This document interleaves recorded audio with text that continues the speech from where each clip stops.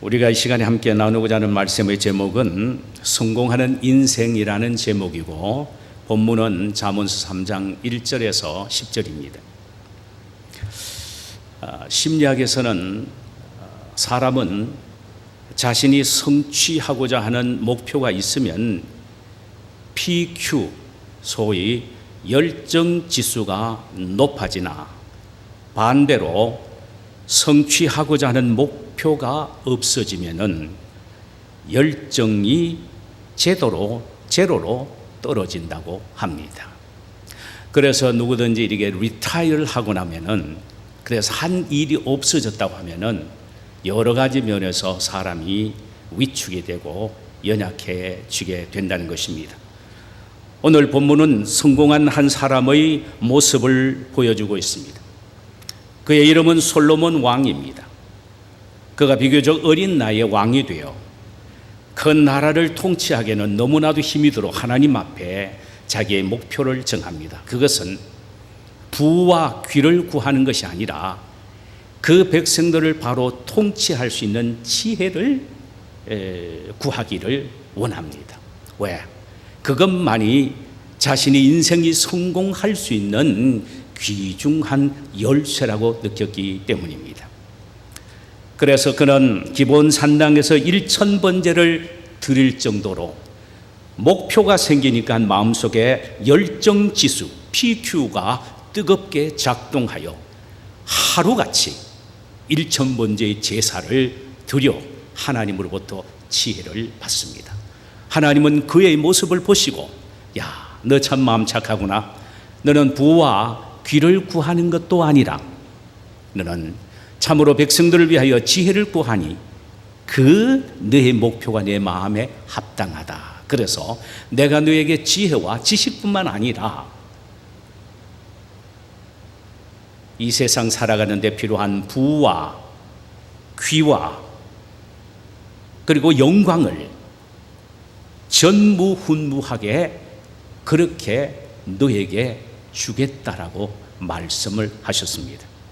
실로 그는 재위 40년 동안 한 차례의 전쟁도 없이 그야말로 태평성대를 누리게 되지요.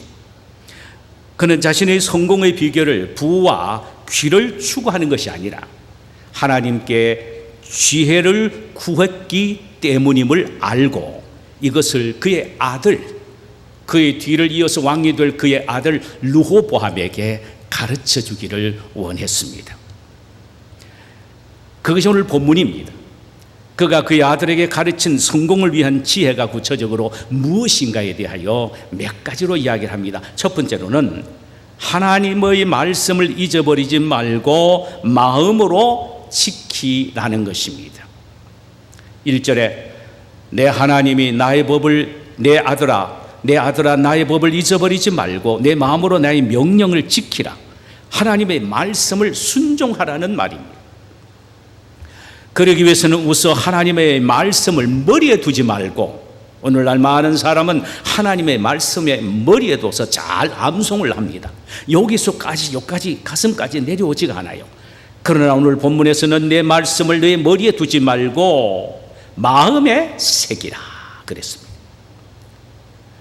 우리의 마음은 인격의 좌소요, 그리고 신앙의 중심 센터이기 때문에 마음을 잘 관리하고 지키면 성공할 수 있다라는 것입니다. 이것이 곧 지혜라는 것입니다. 그래서 그는 오늘 본문에서 마음이란 말을 3번이나 사용을 하고 있습니다. 여러분, 우리의 마음은 정원과 같습니다. 무엇을 심고 가꾸느냐에 따라서 아름다운 마음이 될 수도 있고 추해질 수도 있습니다.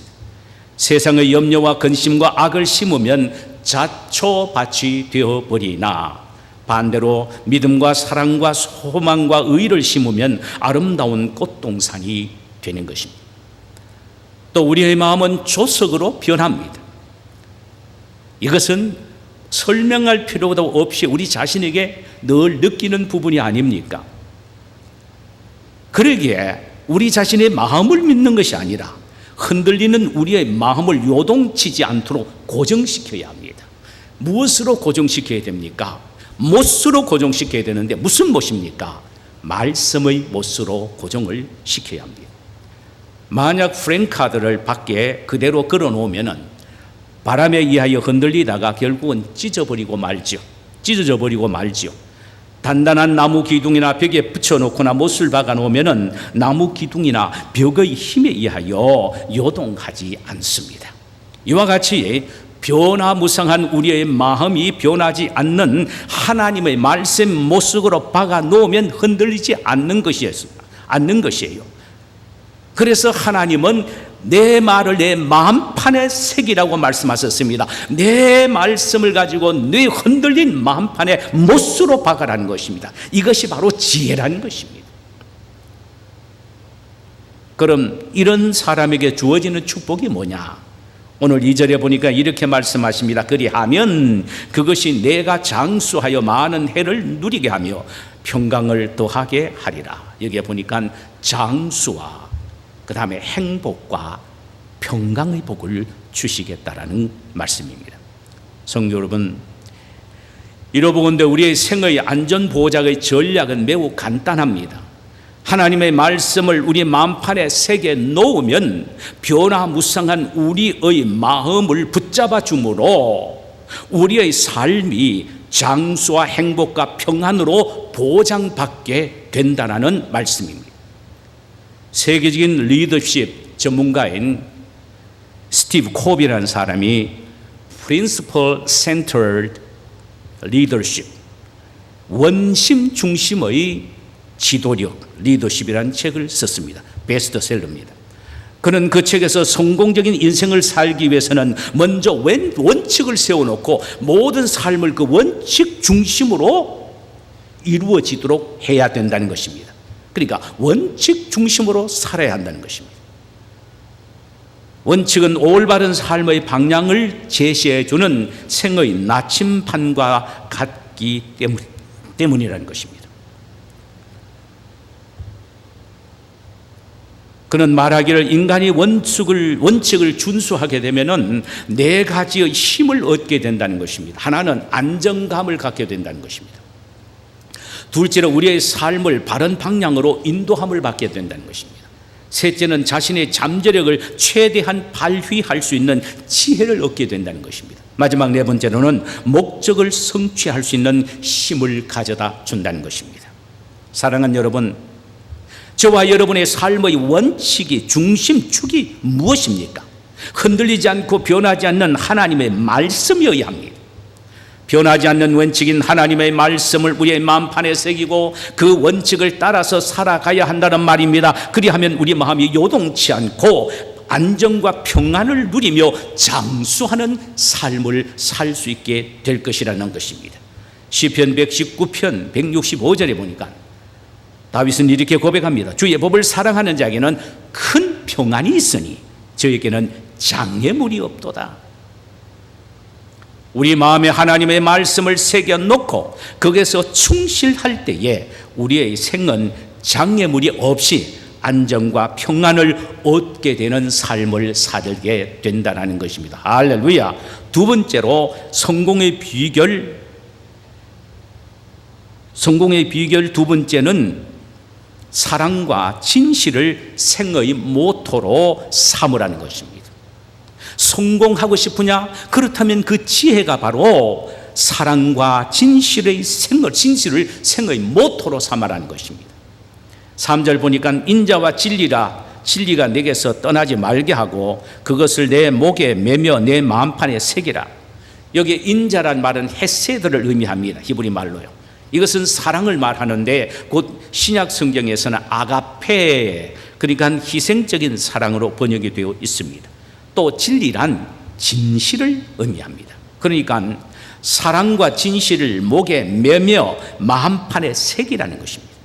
이런 목걸이를 장식용으로 메고 다니듯 사랑과 진실을 늘 삶 속에서 실천하며 하나님의 말씀을 마음판에 새기듯이 사랑과 진실을 또한 내 내면에 자리 잡게 하라고 말합니다. 다시 말하면 진실과 진리를, 즉 사랑과 진실을 생활화하고 인격화시켜라는 것입니다. 바로 이것이 성공의 지혜라는 것입니다. 솔로몬이 왜 이런 말을 했을까요? 하나님의 율법을 마음판에 새긴 사람이 잘못하면 율법적인 사람이 되어 융통성이 없고 타인을 정죄하고 비판하기 쉽기 때문에 이를 방지하기 위하여 아들 르호보암에게 율법적인 사람이 되지 말고 은혜와 진리 혹은 진실의 사람이 되라고 말합니다. 즉 사랑과 진실이 인격화되게 해라는 것입니다. 사랑과 진실은 누구의 성품입니까? 예수 그리스도의 성품입니다. 요한복음 1장 14절에서 요한은 이렇게 말합니다. 말씀이 육신이 되어 우리 가운데 거하심에 우리가 그의 영광을 보니 아버지의 독생자의 영광이요 은혜와 진리가 충만하더라 그랬습니다. 예수님의 모습이 바로 은혜와 진리가 충만한 모습입니다. 바로 예수님의 모습을 본받아서 우리가 하나님의 또 인간에 대한 사랑과 진리가 그저 목에 메고 다니듯 마치 목걸이처럼 하고 다니고 마음판에는 인격화되어 삶 자체와 인격 자체가 사랑과 진실의 사람이 되게 하라는 의미입니다. 사랑하는 여러분, 여러분은 어떻게 생각하십니까? 우리가 살고 있는 이 세상에는 똑똑하고 영악한 사람만이 성공한다고 생각되십니까? 사실 처음에는 사랑과 진실의 사람이 실패하고 이용당하고 바보 취급당하기 쉽습니다. 그러나 분명히 명심할 것은 예수 그리스도의 성품인 우리의 가슴에 따뜻한 사랑을 갖고 진실을 실천하는 사람이 있다면 그는 반드시 성공하는 사람이 된다는 사실입니다. 왜냐하면 하나님이 보장해 주시기 때문입니다. 4절의 말씀을 보실까요? 그리하면, 즉 사랑과 진실을 삶의 모토로 여기고 살면 이 말입니다.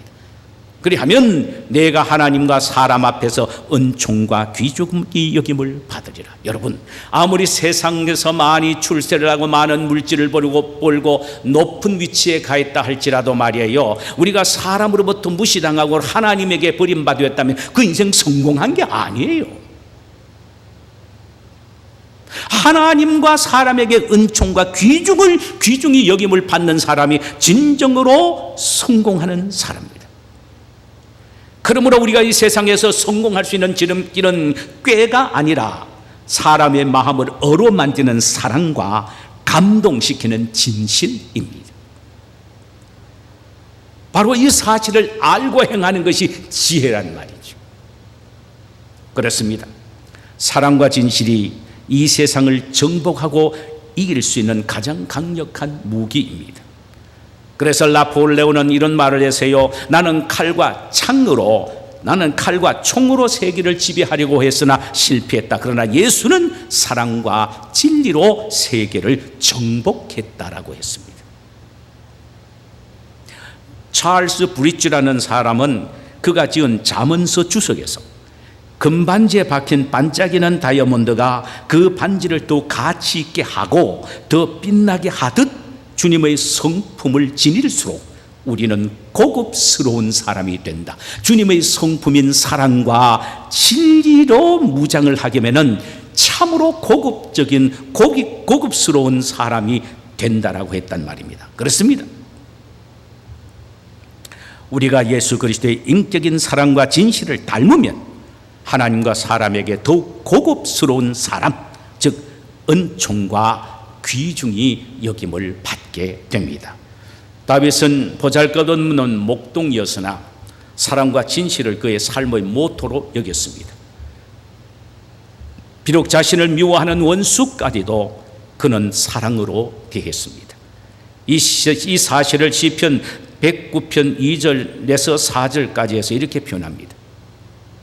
그들이 악한 입과 거짓된 입을 열어 나를 치며 속이는 혀로 내게 말하며 또 미워하는 말로 나를 두르고 까닭없이 나를 공격하였나이다. 나는 사랑하나 그들은 도리어 나를 대적하니 나는 기도할 뿐이니라. 아무 잘못도 없는 자신에게 악한 입과 거짓된 말로 치고 험담하고 욕을 하고 비난한다 하더라도 그는 정면적으로 대항하지 않고 오히려 적극적으로 사랑했다고 했습니다. 그래도 그들은 도리어 자신을 대적했다는 것입니다. 그때 그가 할 수 있었던 것은 기도뿐이라고 했습니다. 이게 바로 그의 무장된, 인격적으로 무장된 사랑과 진실이었습니다. 결국은 하나님이 그를 이스라엘의 2대 왕으로 세워 주셨지 않습니까? 사람과 하나님께 은총과 귀중히 여김을 받은 결과입니다. 세 번째로, 성공의 비결 세 번째 지혜는 전심으로 하나님을 신뢰하되 자신의 명철을 의지하지 않는 것입니다. 5절에 너는 마음을 다하여 여호와를 의뢰하고 내 명철을 의지하지 말라. 너는 범사에 그를 인정하라. 그리하면 내 길을 지도하시리라. 여기에 신뢰하다는 혹은 의지하다는 말은 같은 단어인데 히브리 말로 베타흐입니다. 이는 어떤 대상에게 자신의 몸을 전적으로 맡기고 기대는 것을 말합니다.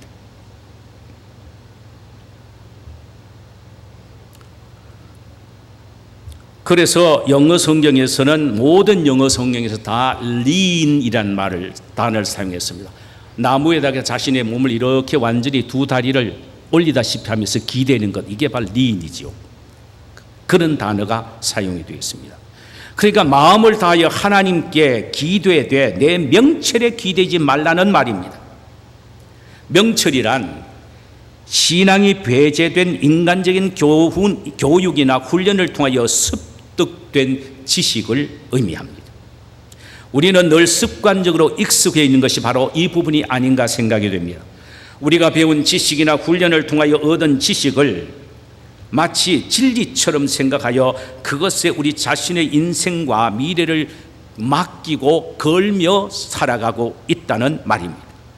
그러나 그렇게 하지 말고 전심으로 하나님께 기대고 살아라는 말입니다. 그것이 바로 지혜라는 것입니다. 여기에 기댄다 또 맡긴다라는 의미의 베타그는 매우 실제적인 의미를 담고 있습니다. 하나 예를 들까요? 공중에서 두 고개사가 고개를 합니다. 서로 맞이 그네를 타면서 한쪽 사람이 손을 놓고 두세 바퀴 도고 자기에게 오는 다른 사람에게 자기의 손을 쫙 뻗는 것입니다. 이것이 베타흐입니다. 완전히 맡겨버리는 것이죠. 어찌 보면 얼마나 위험한 일입니까? 누구에게 맡기느냐가 중요합니다. 전능하신 하나님에게 맡길 때에 우리의 인생은 논하는 인생이 되는 것입니다. 전적으로 자신을 던져버리는 것, 하나님께 전적으로 자신을 던져버리는 것, 이것이 바로 지혜란 말입니다. AD 521년에서 597년에 활동한 콜롬바 선교사라는 분이 계십니다. 그분은 스코틀랜드의 이오나 섬의 최고로 잔인한 민족인 피지 족속에게 복음을 전하기 위하여 그의 12제자를 데리고 조그마한 돛단배를 타고 그 섬에 도착을 합니다. 그는 도착하고 난 이후에 자기들이 타고 온 그 목선을 완전히 다 깨어 부숴버립니다. 그리고 그가 제자들에게 이렇게 말합니다. 이 배를 의지하지 말고 자네들의 목숨을 하나님께 던져라. 자신들의 운명을 하나님께 던져버리는, 이것이 마음을 다하여 전적으로 하나님을 의지하는, 맡기는, 던지는 베타흐입니다. 솔로몬은 아들 르호보암에게 마음을 다하여 하나님을 의지하는 것만이 인생 성공하는 비결이니 의지하라고 말하고 그것으로 끝나지 않고 범사에 또한 그를 인정하라고 말했습니다. 여기에 범사에 인정하다는 말을 필립스라는 성경에서는 이 부분을 이렇게 번역을 했습니다. 내 모든 일에서 하나님을 최고의 자리에 놓아라. 내 모든 일에 있어서 하나님을 최고의 자리에 놓아라. 이렇게 번역이 되어 있습니다.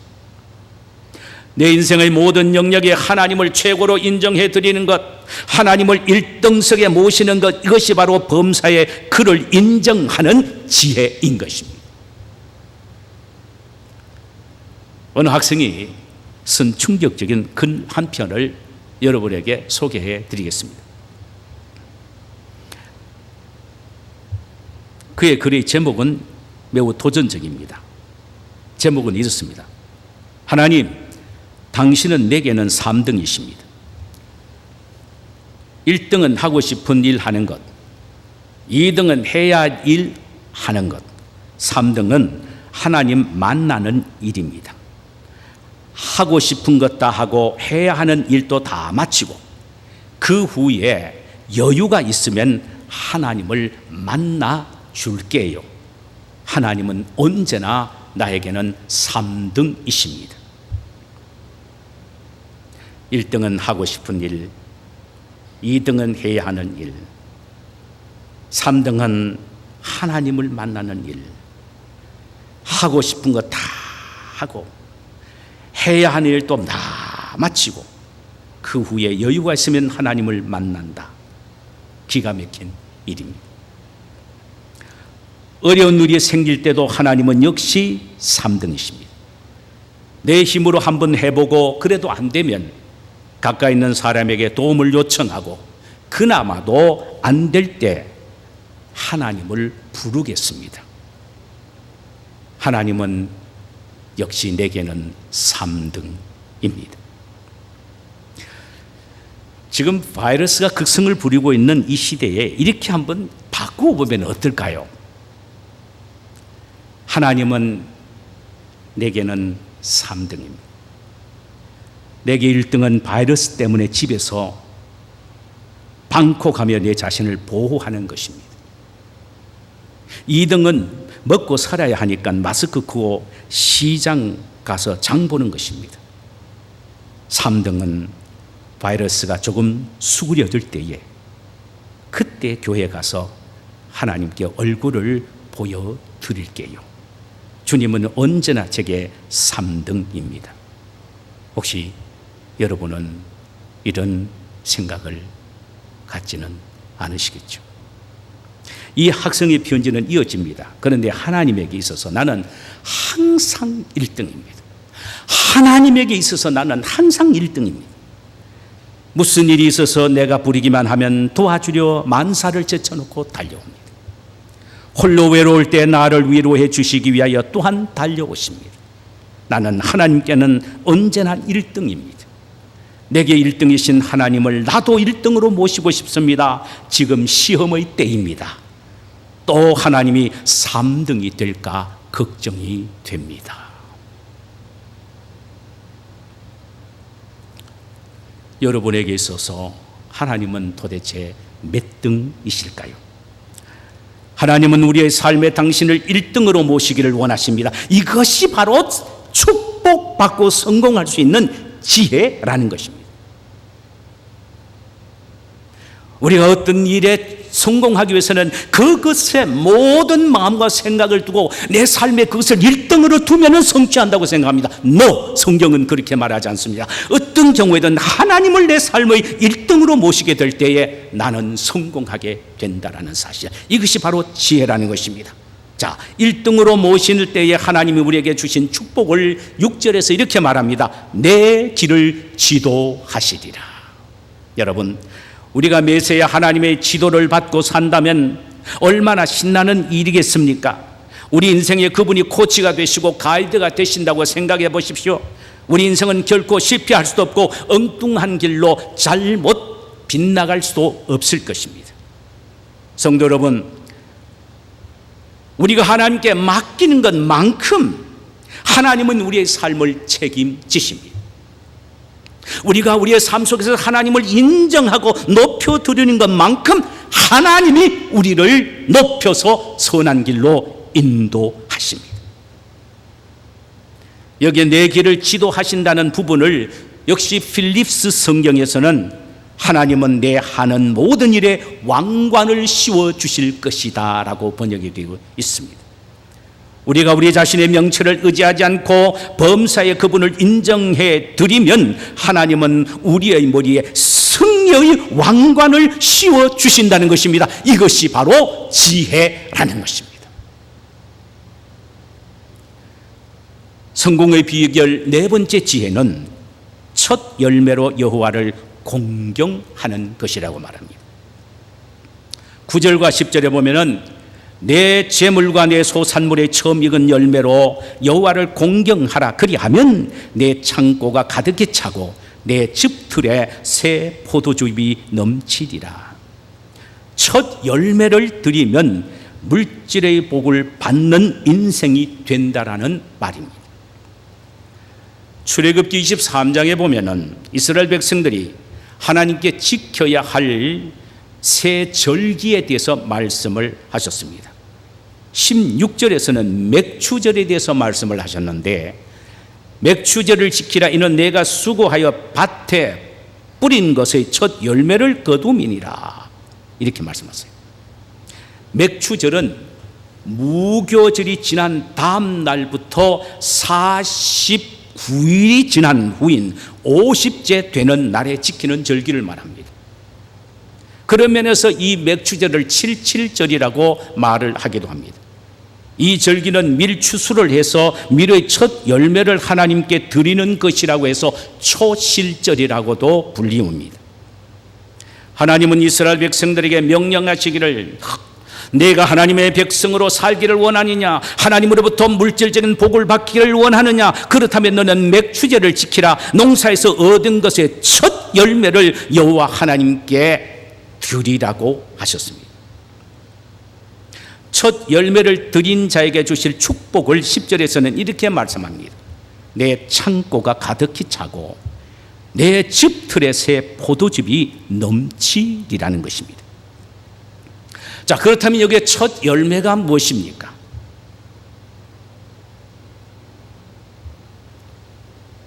말라기서 3장 10절과 연결해서 보면은 첫 열매는 두말할 것도 없이 10의 1조를 의미합니다.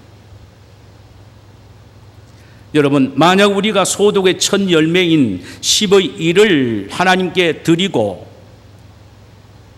이토록 넘치고 풍성한 복을 받는다면 이것이야말로 가장 확실한 투자가 아니겠습니까? 이것을 깨닫고 행동으로 옮기는 것이 바로 지혜입니다.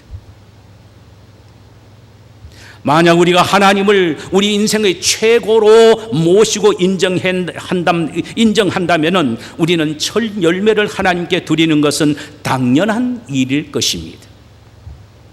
제 목회 40년을 되돌아보면서 제가 체험적으로 말할 수 있는 것은 이것입니다. 물질을 아낌없이 바치는 사람은 반드시 물질의 복을 받더라는 사실입니다. 이것이 제가 목회 40년을 통하여 깨달은 일입니다. 왜냐하면 물질은 그 사람의 믿음의 척도요, 물질이 있는 곳에 그의 마음이 함께 있기 때문입니다.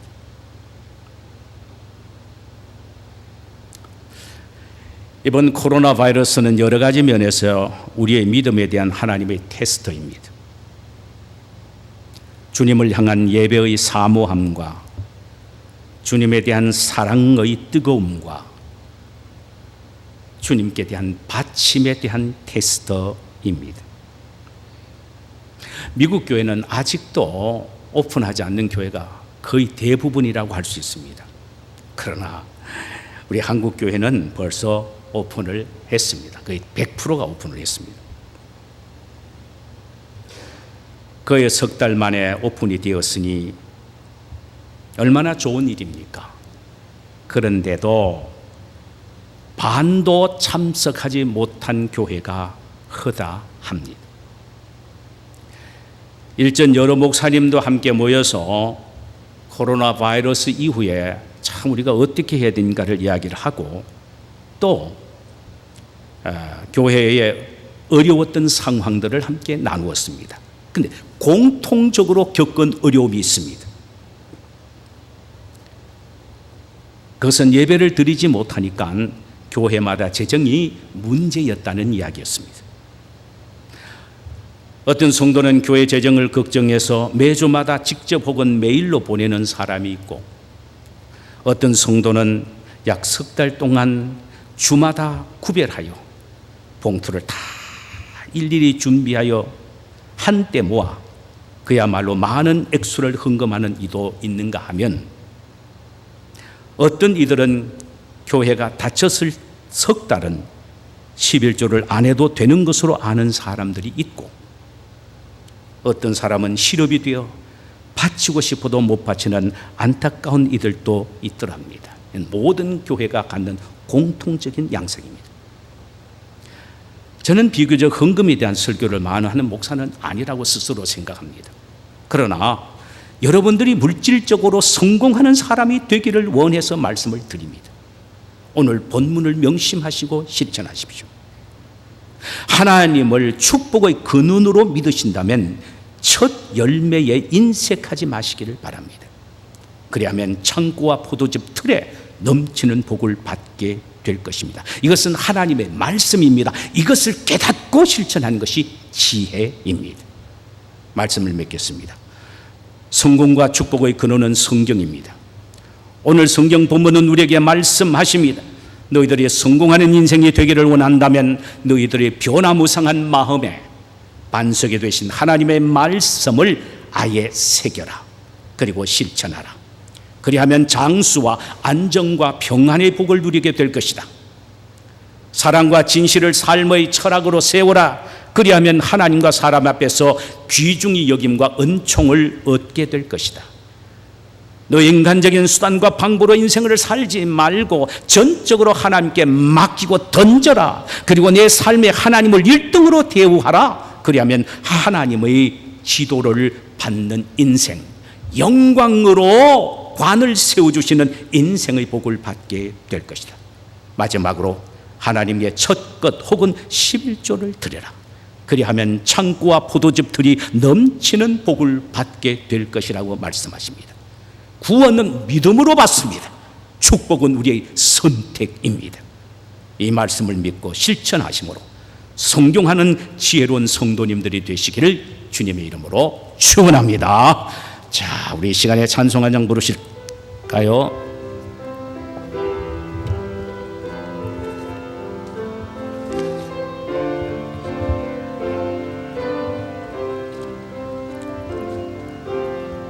사랑하는 나의 아버지, 이름 높여드립니다. 주의 나라 찬양 속에 임하시니 능력에 주께 찬송하네. 전능하신 하나님 찬양, 언제나 동일하신 주. 전능하신 하나님 찬양, 영원히 다스리네. 나 주의 이름 높이리. 나 주의 이름 높이리. 하늘 높이 올린 깃발처럼 주의 이름 높이리. 전능하신 하나님